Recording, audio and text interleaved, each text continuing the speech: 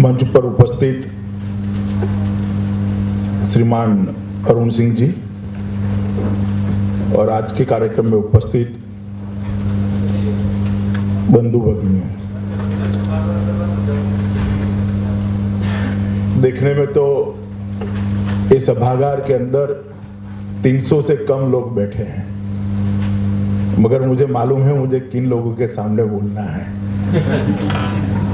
इसलिए मैं इस कार्यक्रम के महत्व को अच्छी तरह से जानता हूं। सबसे पहले मैं ये प्रयास का भी एक अभिनंदन करना चाहता हूं, क्योंकि कई बार समाज जीवन के विचार को, समाज जीवन के प्रवाह को दिशा देने की जिनकी जिम्मेदारी होती है, उनके मन में भी कुछ माहिती के अभाव से, कुछ एक अलग प्रकार के वातावरण के प्रभाव से, कुछ भ्रांतियों के प्रभाव से एक अलग प्रकार का भाव निर्माण होता है। चर्चा, इंटरेक्शन, विषयों पर जानकारी और बाद में जानकारी के आधार पर चर्चा अगर नहीं होता है तो मुझे लगता है जिनकी जिम्मेदारी है मार्गदर्शन करने की, उनको भी मार्गदर्शन करने में तकलीफ होती है। तो सबसे पहले आज जो ये प्रयास किया गया है, वो प्रयास को मैं बहुत बहुत अभिनंदन देना चाहता हूं और मैं मानता हूं कि ऐसे प्रयास चाहे कोई भी विचारधारा के संगठन हो, इन्होंने करने चाहिए। मित्रों, आज मुझे विषय दिया गया है आइडियोलॉजी एंड पॉलिटिक्स टुडे। मेरे जैसे व्यक्ति के लिए इस विषय पर बोलना असंभव सा है, क्योंकि कोई भी विषय पर बोलते हैं तो उसके दोनों पहलू तटस्थता से रखने चाहिए, मगर मैं आइडियोलॉजी बगैर की पॉलिटिक्स की कल्पना ही नहीं कर सकता। तो हो सकता है कि विषय के साथ थोड़ा अन्याय भी हो जाए। पॉलिटिक्स शब्द, उसका अगर भाषांतर करेंगे तो होगा राजनीति। राजनीति के शब्द के दो टुकड़े करेंगे तो आइडियोलॉजी पॉलिटिक्स से अलग नहीं हो सकती, अपने आप में एक मालूम पड़ जाएगा।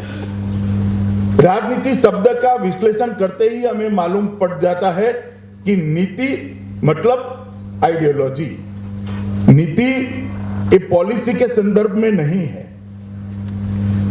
नीति शब्द हमारे यहाँ बहुत गहन विषय रखता है। खैर, मैं इसकी टेक्निकलिटी में नहीं जाना चाहता, मगर मैं जो विचार रख रहा हूं वो विचार, मैंने पहले ही कहा कि मैं बहुत दृढ़ मान्यता पालने वालों में से हूं कि राजनीति इस सिद्धांतों के बगैर, आइडियोलॉजी के बगैर हो नहीं सकती, विचारधारा के बगैर हो नहीं सकती। इसलिए हो सकता है मेरे विषय रखने में थोड़ा अन्याय भी हो। कई बार मैं देखता हूं कुछ युवा, कुछ अलग प्रकार की सोच रखने वाले कहते हैं कि विचारधारा अभिशाप है, governance should be free from ideology,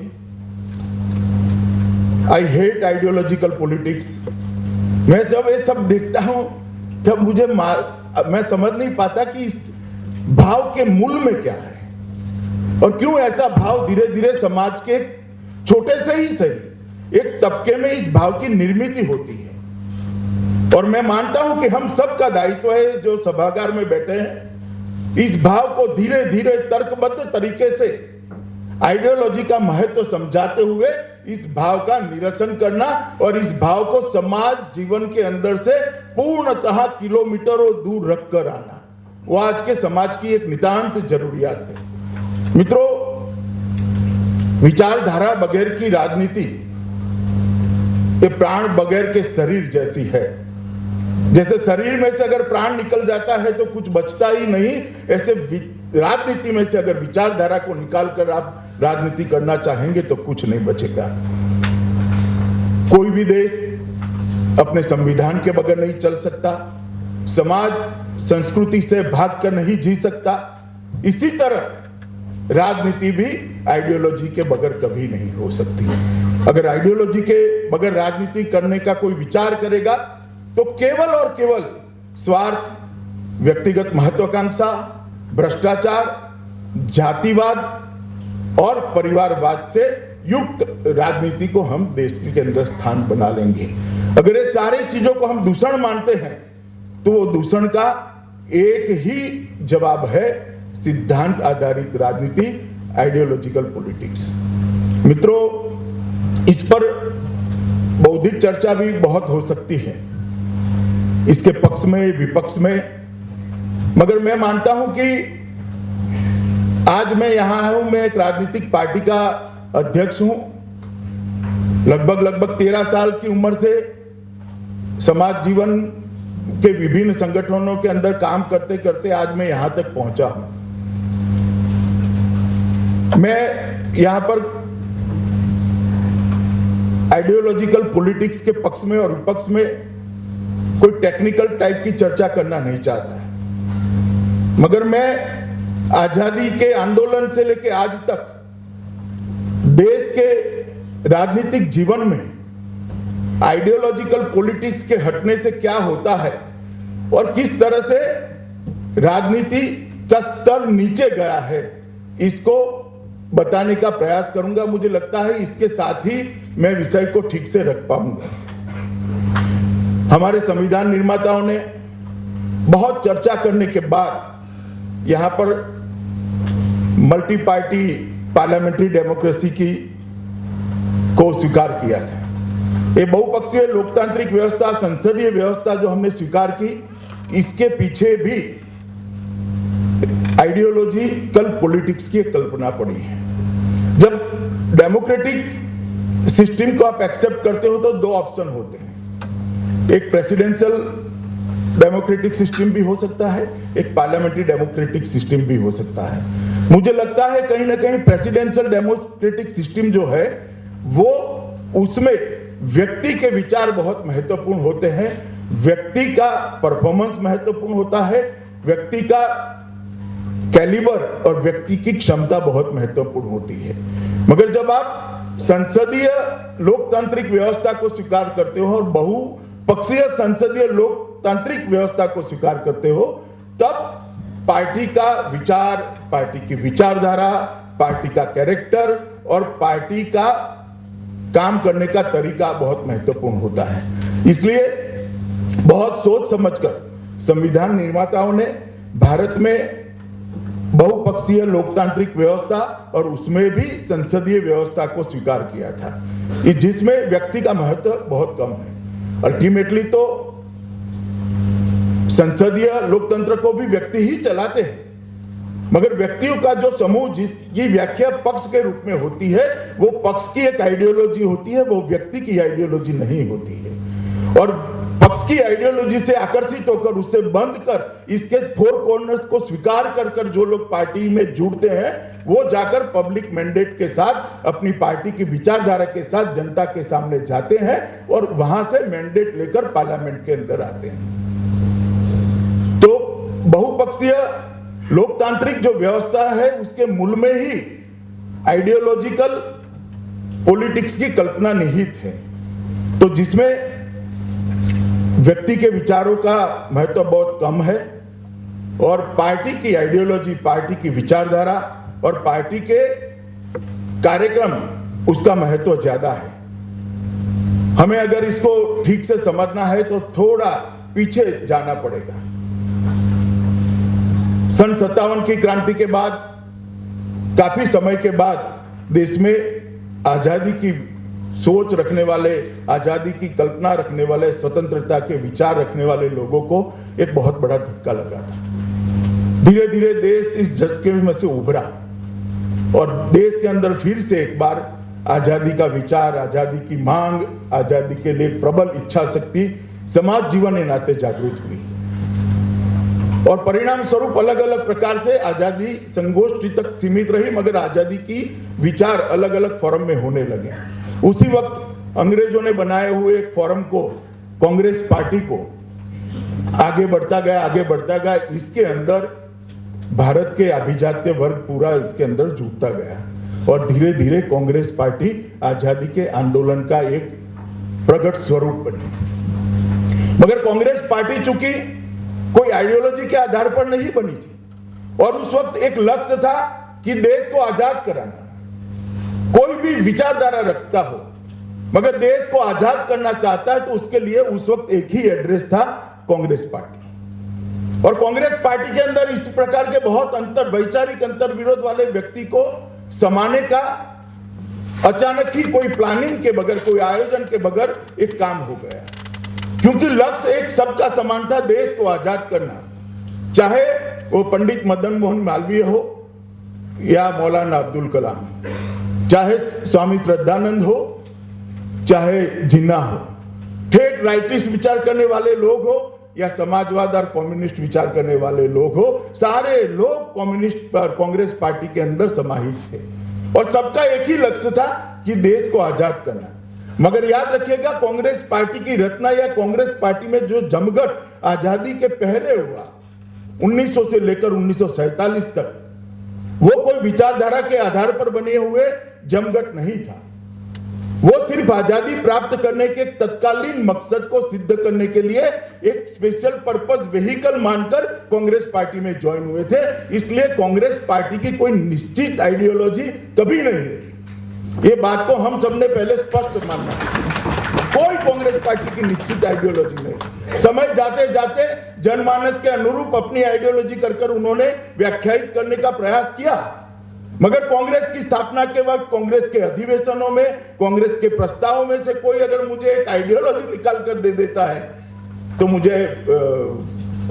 मैं मानता हूं कि ऐसा नहीं कर पाएगा। मैंने कांग्रेस के प्रस्तावों का 100 साल जब कांग्रेस के समाप्त हुए तब कांग्रेस के सारे प्रस्तावों का एक पुस्तक निकला था, मैंने बहुत बारीकी से अध्ययन किया है उसका। आजादी के पहले और आजादी के बाद के प्रस्तावों में कहीं पर भी कांग्रेस के प्रस्ताव में आइडियोलॉजी का आइडेंटिफिकेशन नहीं होता। तत्काल परिस्थिति की विवेचना की है, तत्काल परिस्थिति पर उन्होंने रिएक्शन दिया है और राजनीतिक आंदोलनों की जरूरियात को प्रस्तावों के माध्यम से जनता के सामने रखा है, मगर कोई आइडियोलॉजी कांग्रेस की आइडेंटिफाई नहीं कर पाया और आजाद हो गए।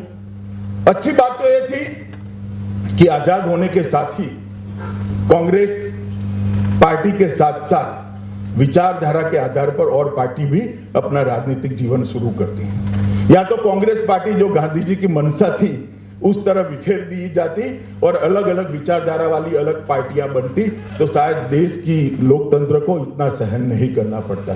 खैर, जो हुआ वो हुआ। आजादी के बाद अलग अलग विचारों वाली लोगों के जमघट कांग्रेस ने देश की सत्ता उनके हाथ में आई। आजादी के आंदोलन के परछाई में ही कुछ इलेक्शन चले, कुछ काम हुआ और कांग्रेस पार्टी बहुमत के साथ चुनकर आई। मगर चूंकि कोई निश्चित विचारधारा नहीं थी, धीरे धीरे 5 साल में 7 साल में नेहरू जी के रहते ही इसके अंदर बिखराव के लक्षण दिखना शुरू हो गए। और उस वक्त थोड़ा समय जाने के बाद सन 60 आते आते पूरे देश के राजनीतिक परिदृश्य को 4 वैचारिक खेमों में बांट सकते हैं।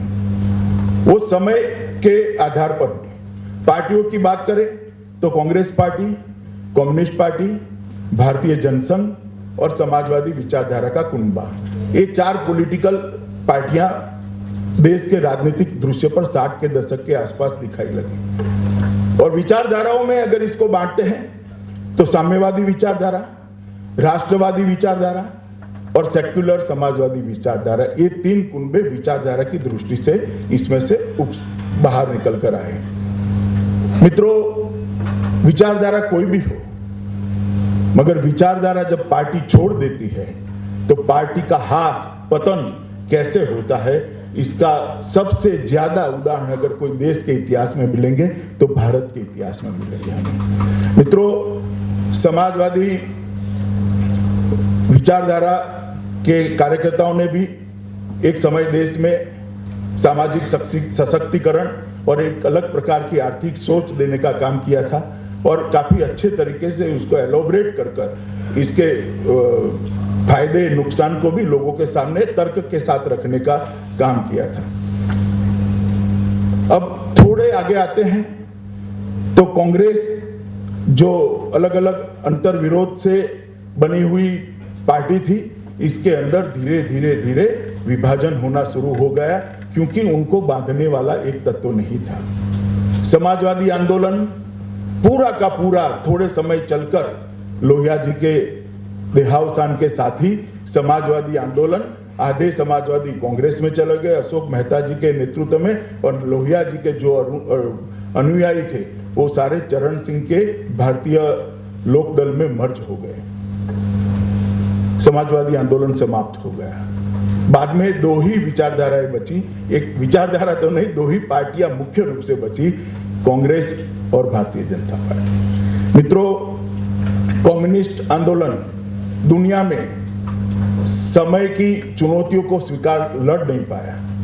वो विचारधारा समय की चुनौतियों के सामने टूट गई, और आज कम्युनिस्ट आंदोलन कहने में, कम्युनिस्ट हो या कोई भी हो या स्वतंत्र रूप से विचार करने वाला व्यक्ति हो, उसको कहने में कोई झिझक नहीं है। आज कम्युनिस्ट आंदोलन दुनिया में समाप्त हो गया है, इसका कोई वजूद विचारधारा के रूप में नहीं बचा है।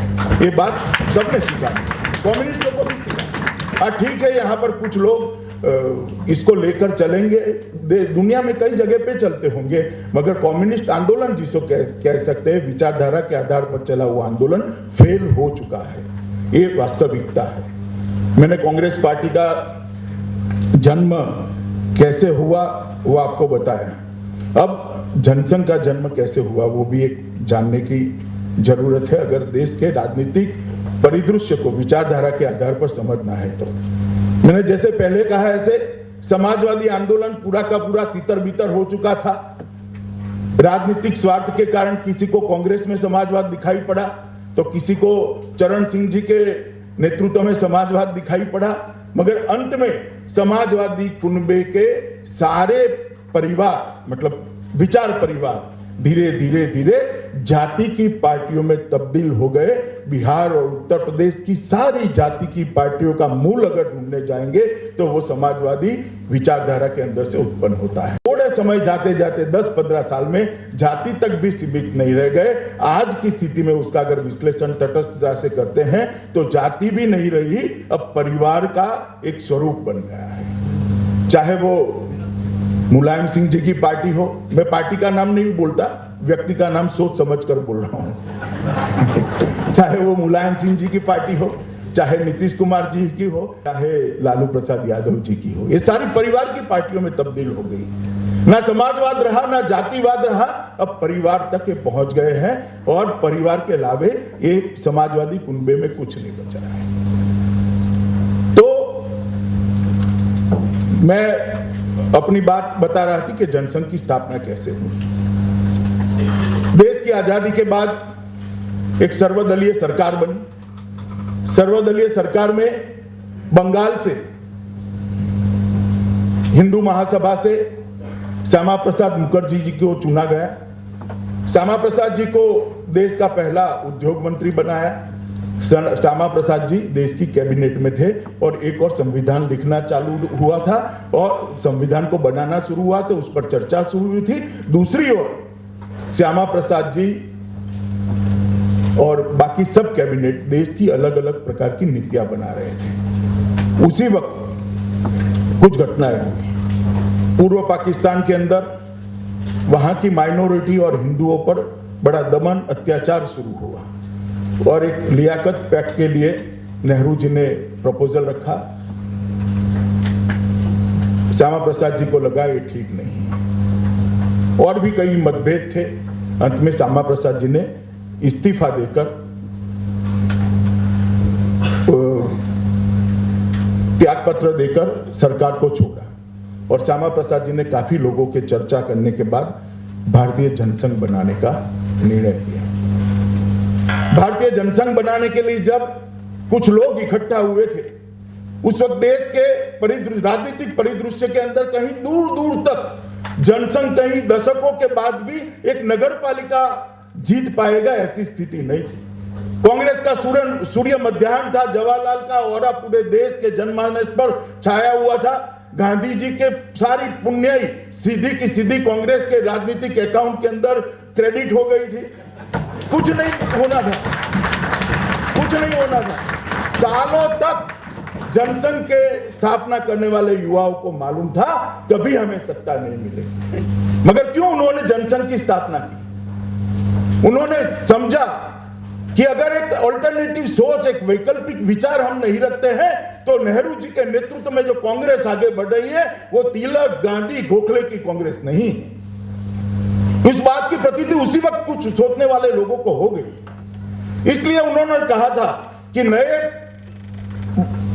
अभी अभी स्वतंत्रता मिले हुए देश की नीतियां जो बन रही है, चाहे वो विदेश नीति हो, चाहे अर्थ नीति हो, चाहे शिक्षा नीति हो, चाहे कृषि नीति हो, वो नीति का मूल बेस भारतीयता नहीं है, पाश्चात्य असर से रंगी हुई ये नीतियां बन रही है। इसमें इस देश की मिट्टी की सुगंध नहीं है, और अगर इसी नीतियों पर देश चला तो आने वाले दशकों में देश भटक जाएगा, ये देश रास्ता खो बैठेगा। और इसीलिए उन्होंने जरूरी समझा कि चाहे राजनीतिक विजय मिले न मिले, चाहे आज के दिन में जनता हमारे साथ आए ना आए, भले ही कांग्रेस का बोलबाला हो, भले ही नेहरू जी के व्यक्तित्व को कश्मीर से कन्याकुमारी और कामरूप से कच्छ तक की स्वीकृति हो, मगर एक वैकल्पिक विचार देना चाहिए, एक वैकल्पिक विचारधारा देनी चाहिए जो नीचे इसके मूल में, उसके बेस में, उसकी नींव में भारतीयता हो, जिसकी नींव में भारतीय मिट्टी की सुगंध हो, ऐसी एक विचारधारा देनी चाहिए। और वो विचारधारा देने के लिए मित्रों जनसंघ की स्थापना हुई। जनसंघ की स्थापना हुई तब, आज भी हमारे कार्यालय में उसका फोटो उपलब्ध है, 10 लोग थे। 10 लोग में बाकी सारे तो, कुछ लोगों को मुंह छाना भी बाकी था और कुछ लोगों को समझ आना भी बाकी था। इस तरह के युवाओं ने मिलकर जनसंघ की स्थापना की और उस वक्त बहुत लंबी बहस हुई।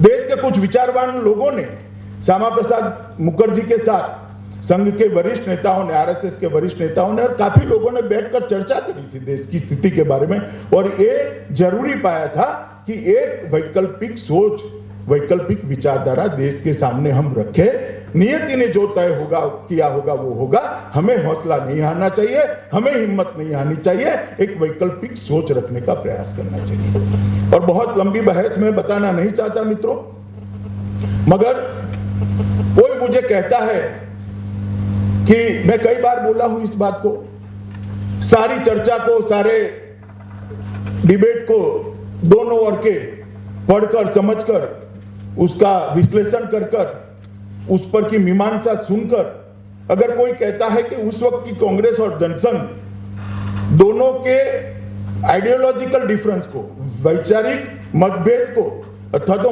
वैचारिक अंतर को एक वाक्य में आप व्याख्यायित करें, वैसे तो करना बहुत मुश्किल है, मगर मैंने एक प्रयास किया है। मैं उसको कई बार एक वाक्य में व्याख्यायित करता हूं। नेहरू के नेतृत्व वाली कांग्रेस, मेरा सोच समझकर नेहरू के नेतृत्व वाली बोलता हूं, गांधी, तिलक, गोखले की कांग्रेस नहीं थी, नेहरू के नेतृत्व वाली कांग्रेस थी। नेहरू के नेतृत्व वाली कांग्रेस की मंशा थी, उनका विचार था इस देश का नवनिर्माण करना है। इस देश में जो पुराना है, हजारों सालों से चलकर आया है, सोच है, विचार है, संस्कृति है, पहनावा है, भाषा है, वो अब उपयोगी नहीं है। इसके आधार पर एक मजबूत राष्ट्र का निर्माण नहीं हो सकता। इसलिए देश का नवनिर्माण करने की सोच नेहरू के नेतृत्व वाली कांग्रेस की थी। जनसंघ मानता था कि इस देश का पुनर्निर्माण होना चाहिए।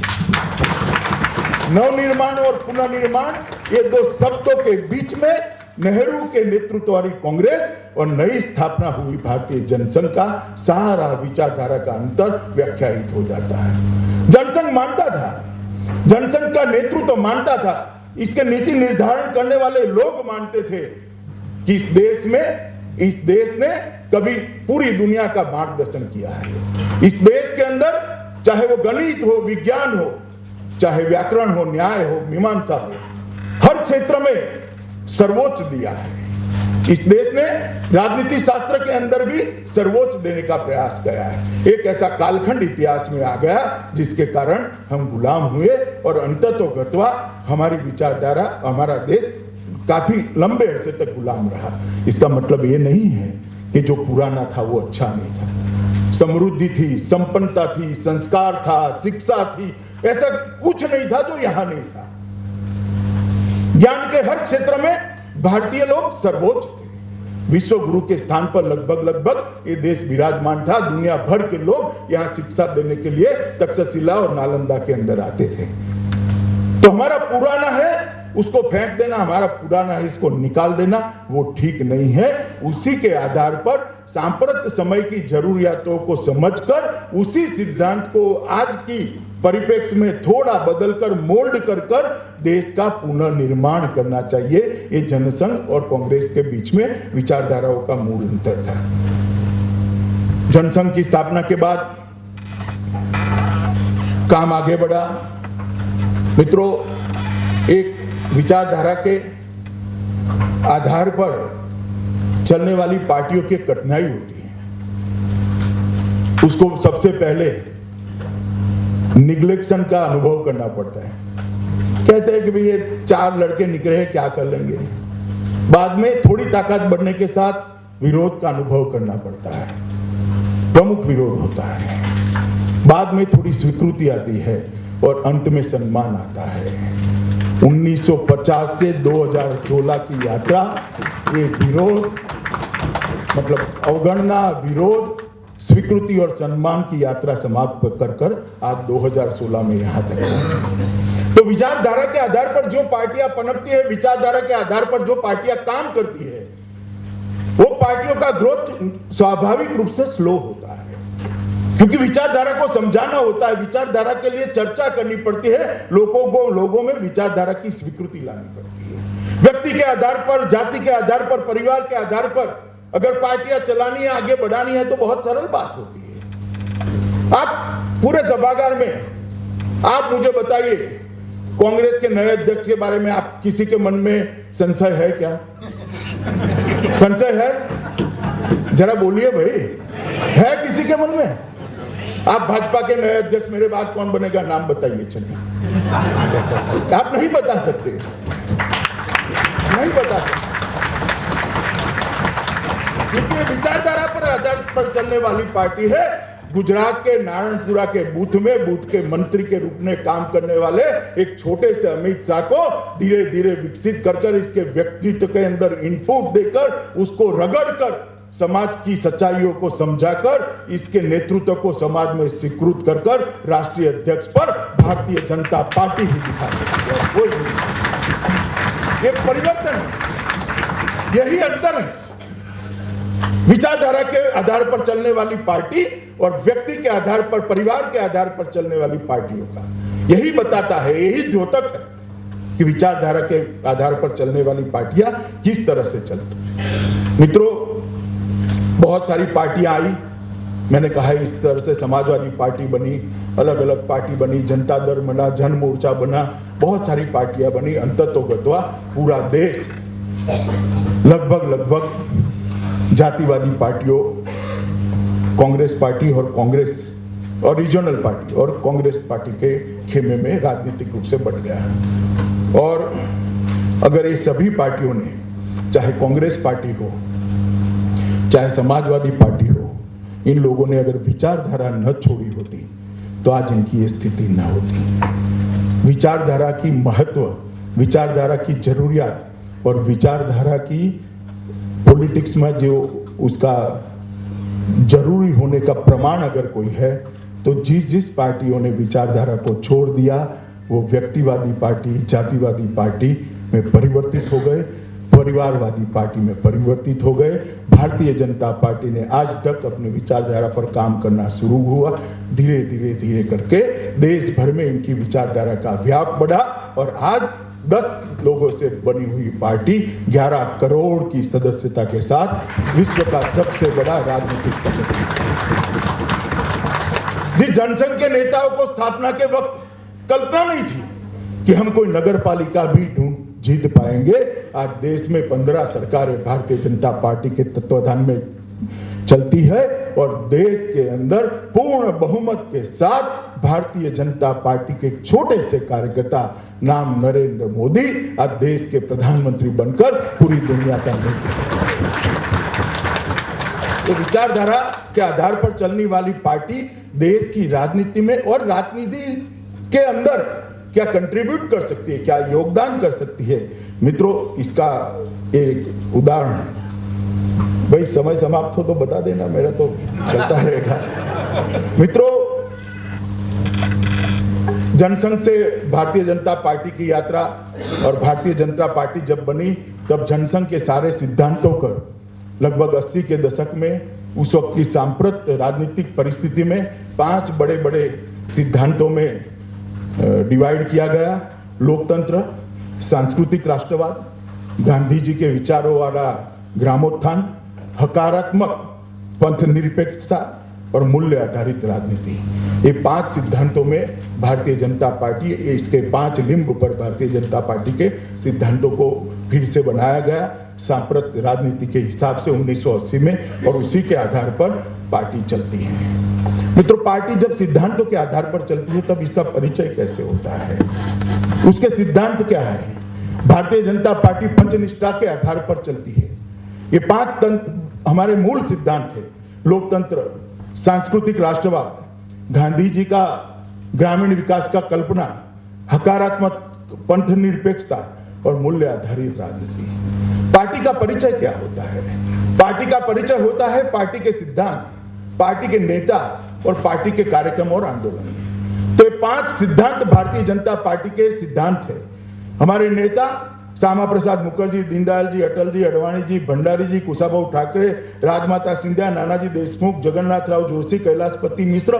मित्रों, ऐसे ऐसे नेता हुए जिन्होंने जीवन में परिवार भी नहीं बनाया, मरते दम तक सेविंग्स अकाउंट भी नहीं खोला था। आप कल्पना ही नहीं कर सकते। अभी अपने आप को सादगी के नाम पर सादगी को बेचने निकले वाले लोगों को मालूम नहीं है, मेरी पार्टी में आज भी 600 लोग ऐसे हैं जिनका तर्पण कौन करेगा वो इनको मालूम नहीं है। उनको मालूम नहीं, ना उनके पास घर है, ना सेविंग्स अकाउंट है, ना अपने जीवन के सुरक्षा की वो चिंता करते हैं। केवल और केवल पार्टी के विचार और देश की चिंता से काम करने वाले जिस पार्टी के पास 600 से ज्यादा लोग हो, इस पार्टी को मित्रों कोई परास्त नहीं कर सकता, कोई परास्त नहीं। इस प्रकार के नेताओं से पार्टी बनी है। पूरा जीवन का क्षण क्षण, शरीर का कण कण देश, पार्टी, विचार के लिए समर्पित करने वाले नेताओं ने पूरा जीवन दिया है। तब ये पार्टी 10 लोगों से लेकर 11 करोड़ लोगों की पार्टी में आज तब्दील हुई है। मित्रों, एक सिद्धांत हमारे, मैंने कहा इस तरह से हमने बनाए। ऐसे नेताओं के तत्वाधान में पार्टी चली और आंदोलन कैसे किए, जनसंघ से लेकर भारतीय जनता पार्टी तक। हैदराबाद मुक्ति का आंदोलन, गोवा मुक्ति का आंदोलन, गौ हत्या पर प्रतिबंध, कच्छ सत्याग्रह, राम जन्मभूमि का आंदोलन, कश्मीर यात्रा, भ्रष्टाचार विरोधी यात्रा अडवाणी जी की, सुवर्ण जयंती यात्रा, सारे के सारे आंदोलनों का मूल देखे तो देश की समस्याओं के निवारण के लिए और विचारधारा को मजबूत करने के लिए आंदोलन निकले। एक भी आंदोलन किसी व्यक्ति के महिमा मंडन के लिए नहीं निकला, किसी व्यक्ति को नेता बनाने के लिए नहीं। एक बहुत बड़ा अंतर है। और मैं मानता हूं यहां बैठे हुए सारे ब्लॉगर्स ने सभी पार्टियों के इतिहास को समझना चाहिए। आंदोलन क्या है उस पार्टी का, कार्यक्रम क्या है उस पार्टी के, इस पार्टी का नेतृत्व कैसा है, उस पार्टी के सिद्धांत क्या है, इसकी तह में जाकर पार्टियों का मूल्यांकन करना चाहिए, वरना आप भी अन्याय कर बैठोगे। 6 से 7 के एक घंटे के अंदर एक आइटम लिख लेनी है, ऐसा करोगे तो समाज का मार्गदर्शन नहीं कर पाओगे। अध्ययन कर कर, तय कर कर उसकी अच्छाई और बुराई को दुनिया के सामने की हिम्मत रखोगे, तब जाकर देश का मार्गदर्शन यहां बैठे हुए ब्लॉगर्स कर पाएंगे, वरना नहीं कर पाएंगे। और मेरा दुख है, इसलिए मैं इतने आक्रोश से बोलता हूं। मेरे पार्टी के साथ अन्याय हुआ है, मेरे विचार के साथ अन्याय हुआ है, इसको समझने का प्रयास भी कम हुआ है। तो मैं तो इस कार्यक्रम के माध्यम से आपको अपील करने आया हूं कि आप भी थोड़े तह में जाइए और समझिए कि किस प्रकार का आंदोलन है, इसका मकसद क्या है, इसने क्या क्या पाया है, क्या क्या योगदान देश के लोकतंत्र को बचाने में दिया है, देश के विकास में इसका क्या योगदान है। इसको आप समझेंगे तभी जाकर आइडियोलॉजी के आधार पर काम करने वाली पार्टी को और देश की राजनीति में विचारधारा के महत्व को समझ पाएंगे। मित्रों, हमारी पार्टी, मैंने आगे कहा, इस तरह से आज 10 राज्यों में सरकार में है, केंद्र में हमारी सरकार है और कई राज्य ऐसे हैं जहां सालों से 20-20 साल से भारतीय जनता पार्टी की सरकार है।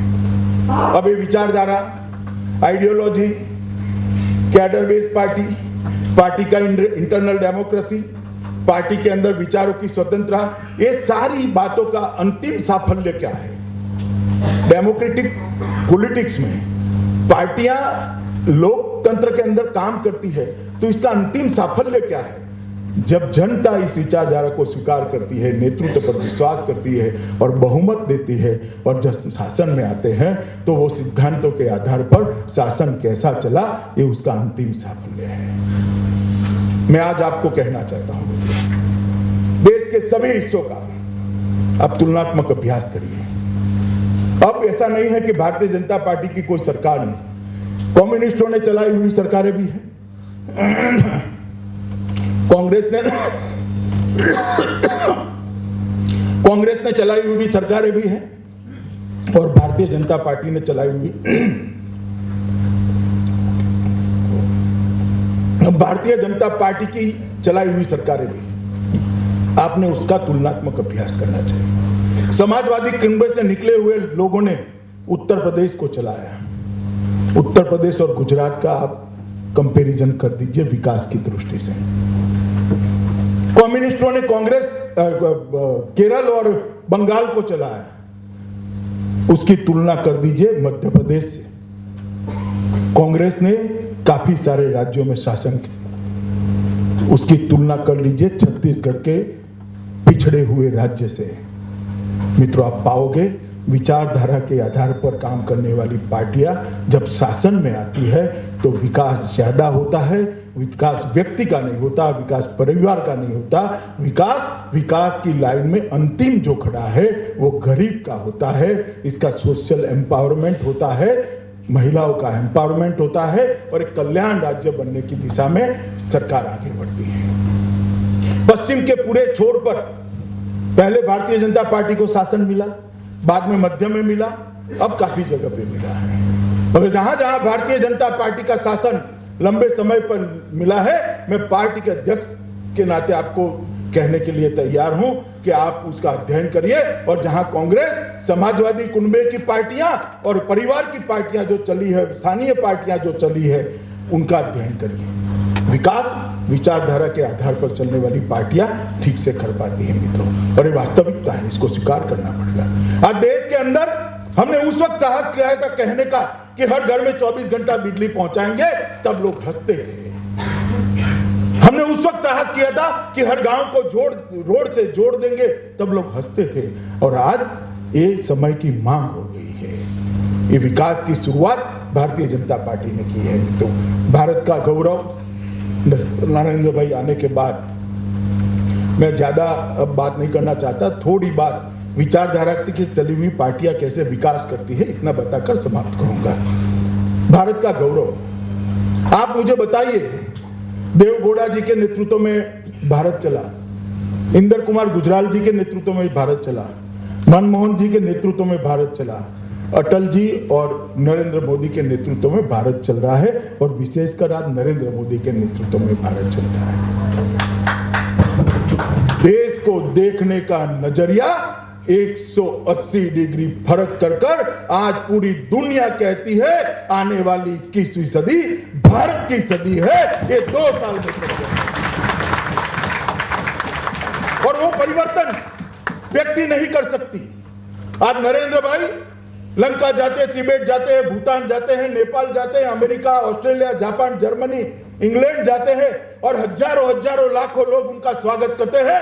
वो स्वागत नरेंद्र मोदी का नहीं है, भारतीय जनता पार्टी का नहीं है, वो स्वागत 125 करोड़ की देश की जनता का स्वागत। इस तरह से देश के गौरव को अगर कोई उठा सकता है तो विचारधारा के काम पर आधार पर काम करने वाली पार्टियां ही उठा सकती। मित्रों, इस देश में बहुत सारी बातें हुई थी, बहुत सारी बातें। देश की सुरक्षा, आज हमने सुनिश्चित किया है कि भारत की फौजें 2025 के अंदर विश्व की सबसे आधुनिक फौजों में से एक फौज भारत की फौज होगी। इसका रोड मैप नरेंद्र मोदी के नेतृत्व में तैयार है। देश की सुरक्षा तैयार, देश के गौरव को ऊपर बढ़ाना, देश की विदेश नीति जो आज तक एक फौरी आना जाना डायलॉग करना था, विदेश नीति के अंदर नरेंद्र मोदी जी ने संस्कृति और व्यापार दोनों को जोड़कर एक नया डायमेंशन देने का प्रयास किया है। आज पूरा दुनिया नरेंद्र मोदी जी के इनिशिएटिव के कारण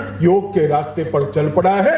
ये भारतीय संस्कृति की विजय पताका है मित्रों, विजय पताका है। और भारत के साथ व्यापार करने के लिए दुनिया के कई देश लालायित थे। पहले डिप्लोमेसी के अंदर कल्चर और ट्रेड का स्थान ही नहीं था, फौरी डिप्लोमेसी थी। भारतीय जनता पार्टी की सरकार ने कल्चर और ट्रेड दोनों को डिप्लोमेसी का पार्ट बनाया है। मैं मानता हूं ये बहुत बड़ी उपलब्धि है मित्रों। जब भारत का इतिहास लिखा जाएगा और कोई तटस्थ दृष्टि से लिखेगा तो इसको, इस घटना को लिखना ही पड़ेगा, अगर तटस्थ दृष्टि से लिखना पड़ेगा। मित्रों, गांवों का विकास, भ्रष्टाचार मुक्त शासन, हम एक ऐसे कालखंड में 10 साल के बाद निकले थे जहां हर 2 महीने में एक बहुत बड़ा घपला, घोटाला और एक बड़ा स्कैम बाहर आ जाता था। 12.5 लाख करोड़ रुपयों का घोटाला कांग्रेस के 10 वर्ष के शासन में होता था। इस 2 साल के अंदर आप लोगों में से बाद में पूछताछ है, कोई खड़ा होकर बता दे कि केंद्र सरकार का एक भी स्कैम अगर बाहर निकला है तो एक भी घोटाला 2 साल के अंदर कोई नहीं निकाल पाया मित्रों। इस तरह की एक सरकार देने का काम नरेंद्र मोदी ने किया है। बहुत सारी योजनाएं हैं, 60 के ज्यादा योजनाएं इस सरकार ने विचारधारा के आधार पर बनाई हुई है।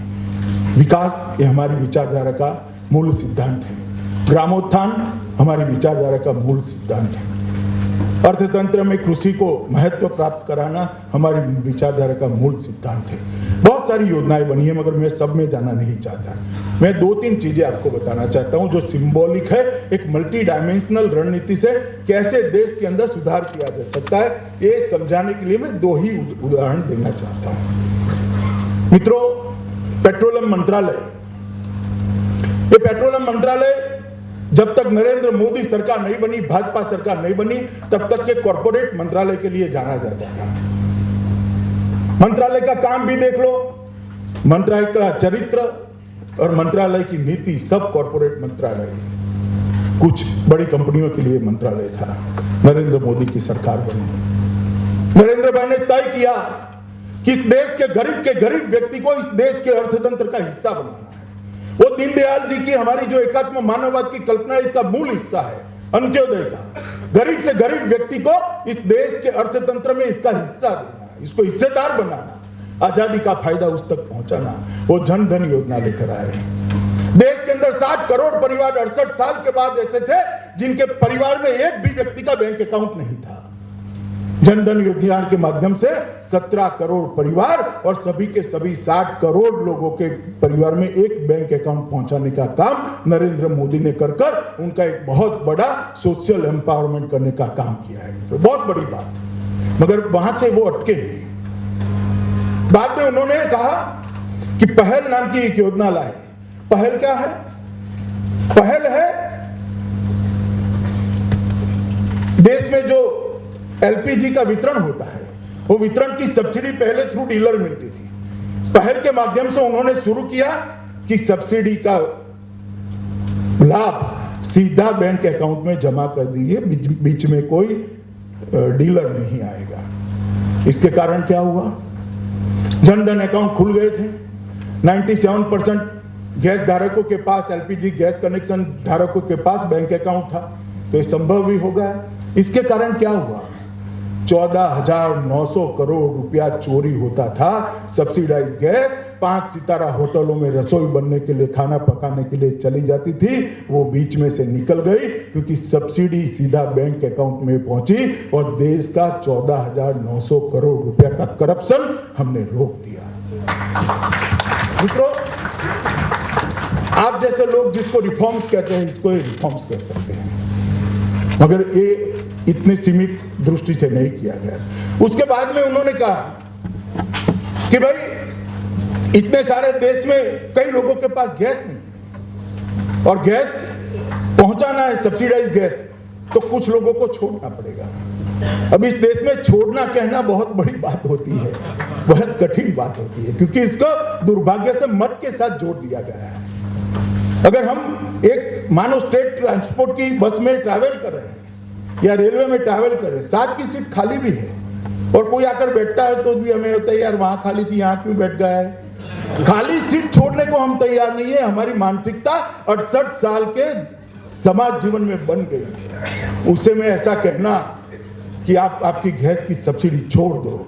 नरेंद्र मोदी ने एक मॉरल अपील की कि जिन लोगों पर ईश्वर की कृपा है, जो संपन्न है, जिनको गैस की सब्सिडी की जरूरत नहीं है, भले आपको मिल गया, गिव इट अप, आप उसको छोड़ दीजिए। और ये अपील का मित्रों प्रतिसाद देखिए, 1 करोड़ से ज्यादा लोगों ने अपनी गैस की सब्सिडी छोड़ दी।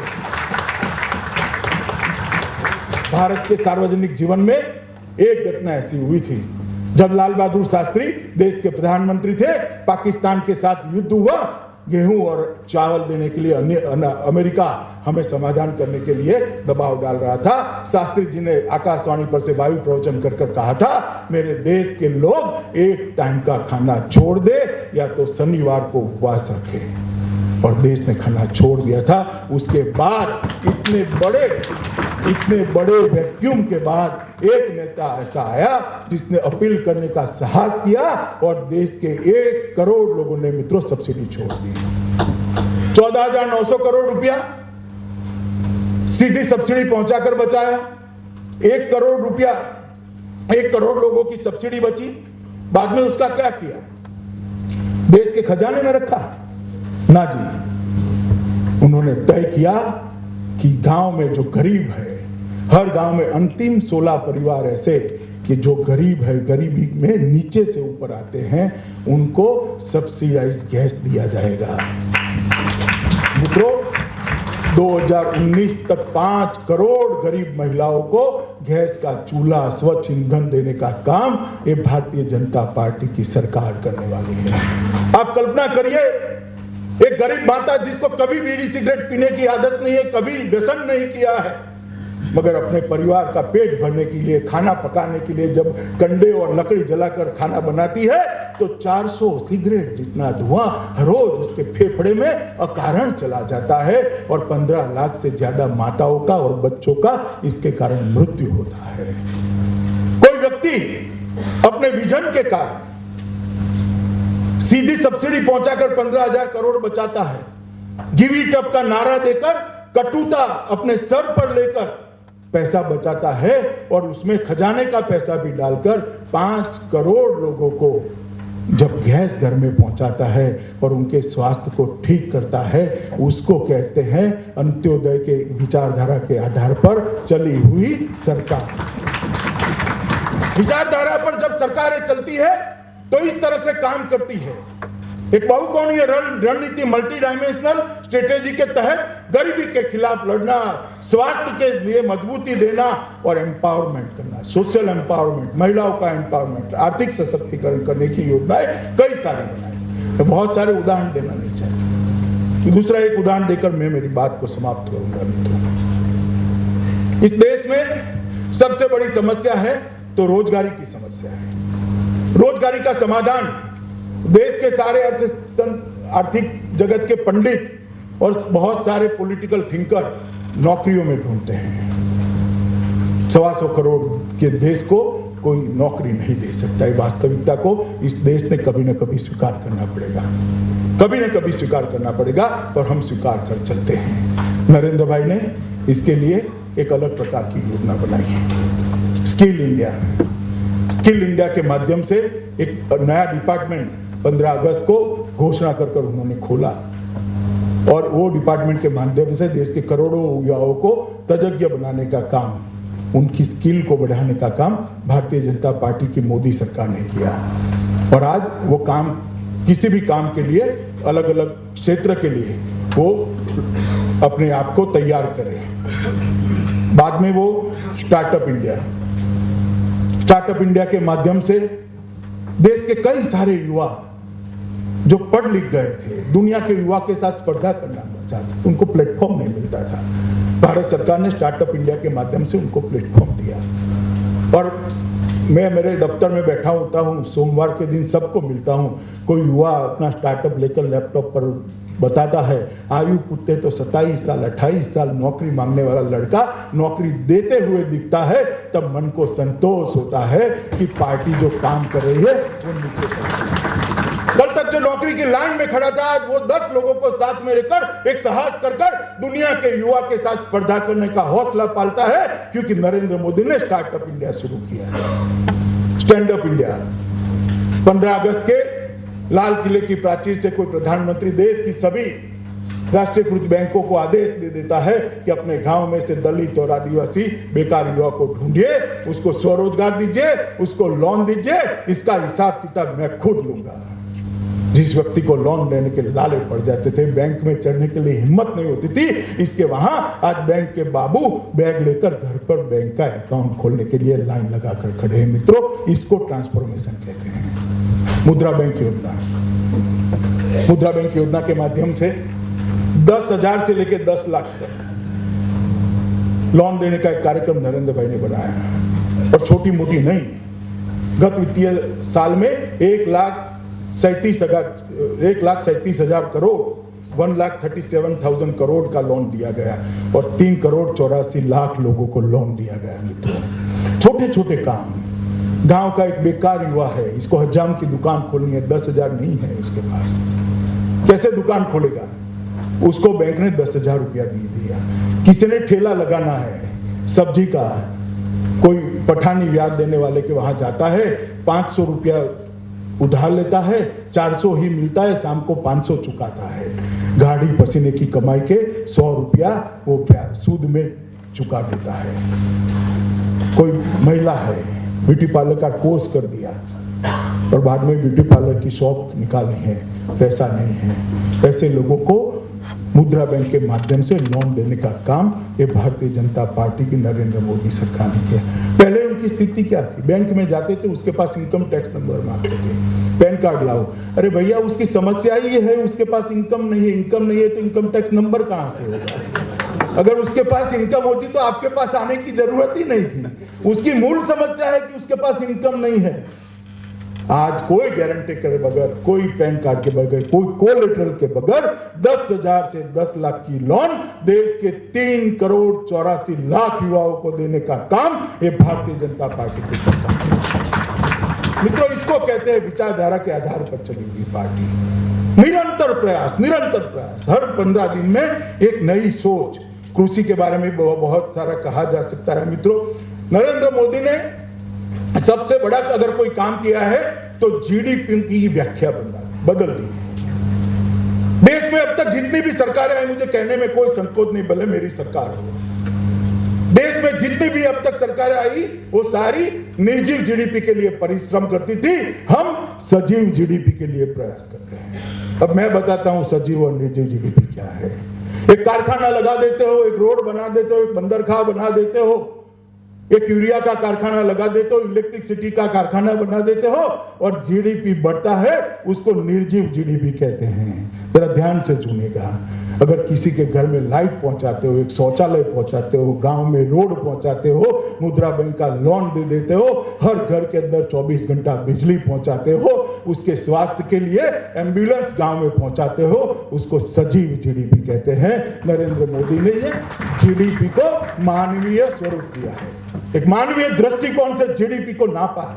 विकास तो हुआ है, लाइट पहुंची, इससे भी विकास हुआ, रोड पहुंची, उससे भी विकास हुआ, एम्बुलेंस घर पे पहुंचती है, इससे भी विकास होता है, अच्छी शाला बनती है तो भी विकास होता है। मगर उसके साथ, विकास के साथ साथ एम्पावरमेंट भी होता है। वहां विकास के साथ कोई धनी और धनी बन जाता है और कुछ नहीं होता है।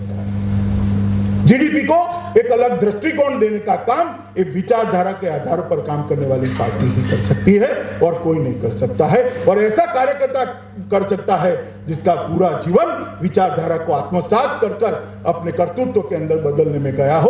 अगर वो प्रधानमंत्री बनता है तो ही ऐसा काम होता है, वरना ऐसा काम नहीं हो सकता। और उसका परिणाम क्या है? अर्थतंत्र के अंदर आज 7.6% के ग्रोथ रेट के साथ हम दुनिया में सबसे तेज बढ़ने वाला अर्थतंत्र है। विदेशी मुद्रा भंडार हमारे पास सबसे ज्यादा है। कोयला, बिजली, गाड़ी, यूरिया, सॉफ्टवेयर निर्यात और माल की आवाजाही आजादी के बाद सबसे ज्यादा एक साल में हुई है, तो ये 2015-16 के वित्तीय साल में हुई है। मित्रों, हर योजना बनाकर छोड़ देना अलग बात है। 15 दिन के अंदर इसका कठोर रिव्यू अपने मंत्रिमंडल के साथ 5-6 घंटे की बैठक कर नरेंद्र मोदी करते हैं। किसी प्रधानमंत्री ने इतना काम नहीं किया होगा।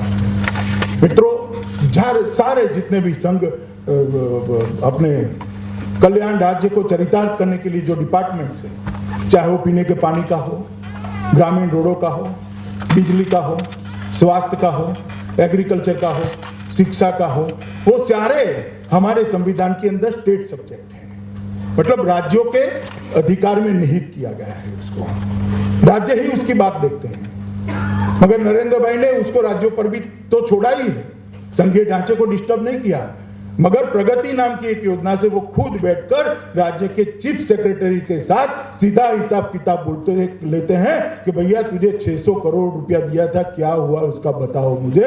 ये देश में पहली बार हो रहा है कि कोई प्रधानमंत्री राज्य के मुख्यमंत्री और चीफ सेक्रेटरी के साथ बैठकर वीडियो कॉन्फ्रेंस से संवाद कर रहा है। मित्रों, ये तभी होता है जब विचारधारा के आधार पर काम करने वाली पार्टी शासन में आती है। मित्रों, ये सरकार ने बहुत सारी व्याख्याएं बदल दी है। हमेशा डिबेट चली कि सरकार गांव की है, शहर की, सरकार कृषि की है या उद्योग की, सरकार समृद्धि के लिए काम कर रही है या संस्कृति के लिए काम कर रही है, सरकार रिफॉर्म्स कर रही है या कल्याण राज्य बना रही है, सरकार ब्यूरोक्रेसी चला रही है या पॉलिटिकल नेतृत्व चला रहा है।